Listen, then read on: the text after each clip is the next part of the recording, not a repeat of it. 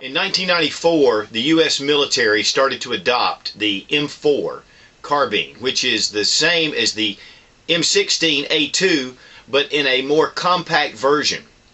And the M4 was a trademark of Colt. In fact, Colt is the one that's been supplying the U.S. military from 1994 to 2009 with these M4 rifles. You know, there are a lot of questions that I receive about what is an M4. Is that an M4 that you have, that you're shooting? An M4 is a select fire weapon. It's a semi-automatic, and then it can switch to a 3-round burst. Now, the M4A1 goes from semi-automatic to full automatic. Most of your troops are handling the M4 rifle, but special ops and some other special purpose units have the M4A1. Now, I'm going to use an AR-15 to talk about the M4 rifle. A lot of times they're called the M4geries, these AR-15 lookalikes. This is a Bushmaster. It has a 16-inch barrel and, of course, the collapsible stock. The biggest difference between this and an M4 is that the M4s have a 14.5-inch barrel, which civilians, without having an NFA tax stamp, can have no less than a 16-inch barrel. So this has just about 1.5 inches longer barrel, and then you have your 4-position collapsible stock on the back, and then also with the flat top. And many Knights Armament accessory rails for the replacement to the handguards are also on the M4 rifles. But these rifles are very light, and they're much more compact than the M16A2. Now, the M16A2 is semi-automatic and 3-round burst, just like the M4. Now, some of the advantages that you'll see immediately, of course, is this stock collapses down very nicely. You know, the Picatinny rail allows for a lot of different accessories. I mean, you can put scopes, optics, night vision, lasers. You know, there's suppressors, not necessarily on the Picatinny rail, of course, but bipods, grenade launchers, even the M26 shotgun attachment that goes to the bottom. So there are a lot of different options. This one does have, let's see, it does not have any kind of sight on the back, but it does have a front sight. But what they're finding is, in the field, that optics are starting to rule the day. If you have a fixed sight weapon and you're going against some kind of optic, you're going to be in trouble. And of course, here is the Trijicon ACOG, which I have a review on this specific scope. In fact, I was on Nightline with this scope, as many of you know, the infamous video, the Jesus scopes. But this is an incredible scope, and the military has put this to good use. It is a 4-power dedicated. EOTech makes a great red dot sight, and of course Aimpoint also. This is something that I'm getting ready to review, and many of you know that I'm moving right now, and this is the Leatherwood Hilux CMR, which is close medium range 1x4 lighted reticle scope.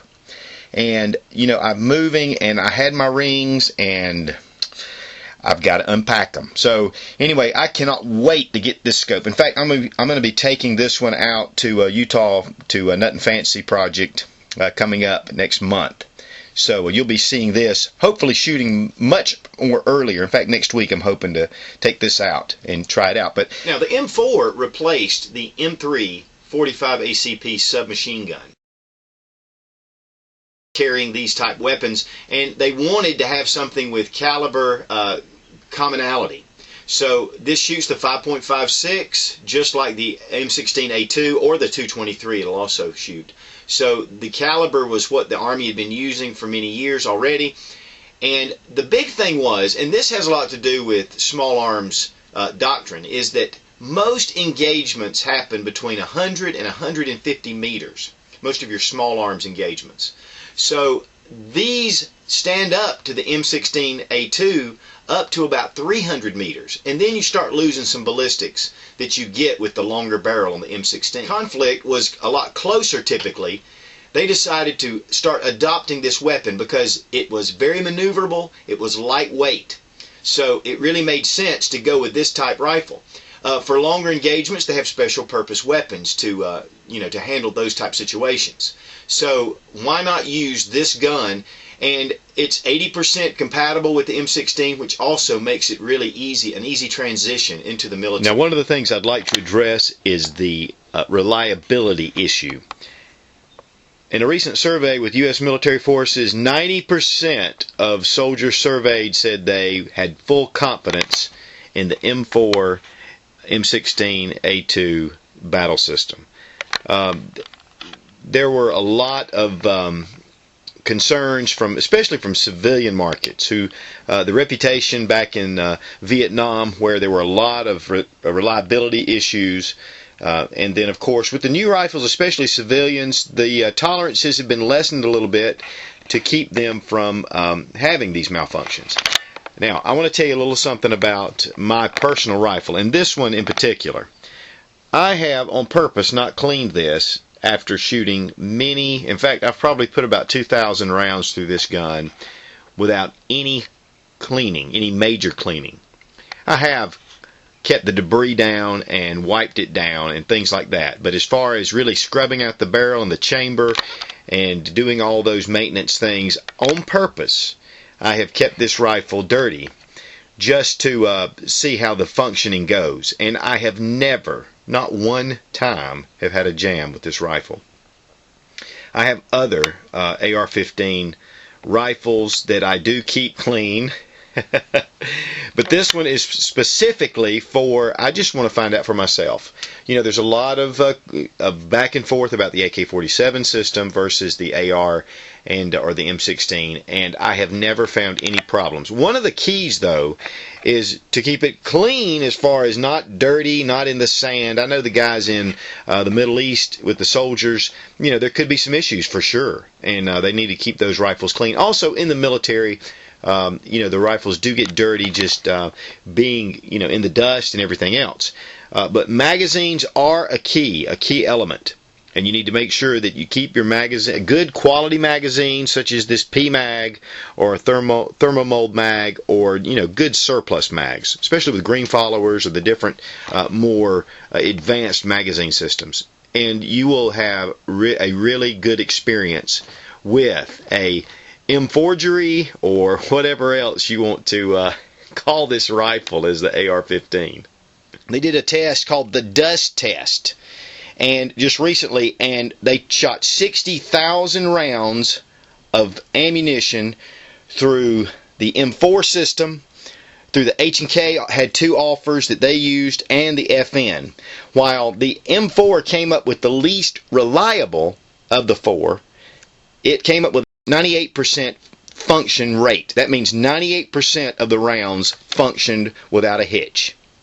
I think that's pretty good, especially when you're shooting that many rounds, and I think it was through 6 rifles. So it was like 10,000 rounds through each rifle in a dust situation where it was simulated. Now, this is the semi-automatic version. It's actually a Bushmaster, like I've stated, but again, it's just a great rifle. If you pick up one of these lightweight rifles, you'll love it.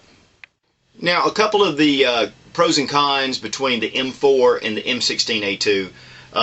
One of the things, of course, and we've already mentioned, is it's very compact, it's lightweight, and so it's very maneuverable. But one of the things that is a complaint is it's a little louder report.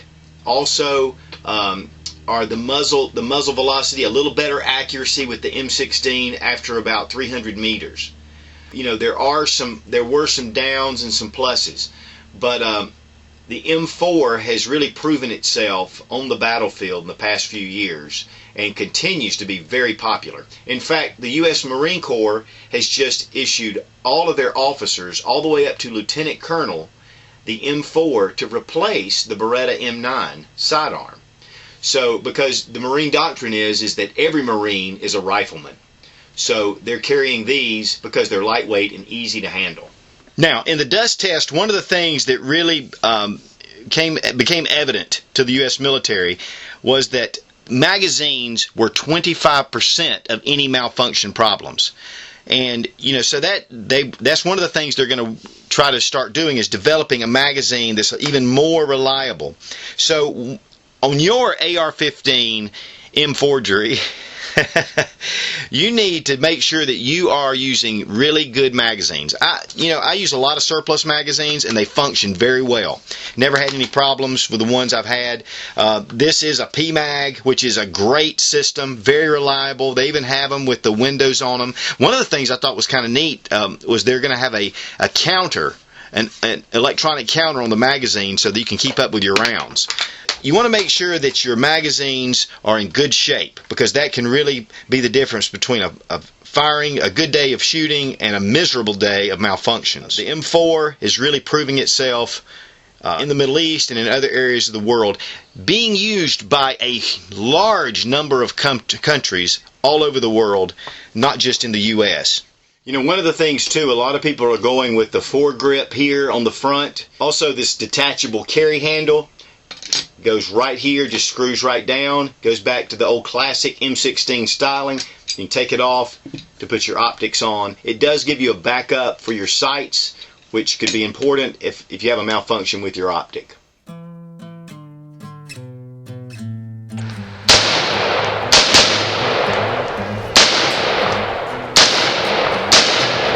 As always, thanks for watching. Please subscribe for more fun gun reviews and sensible survival. God bless America. Long live the Republic.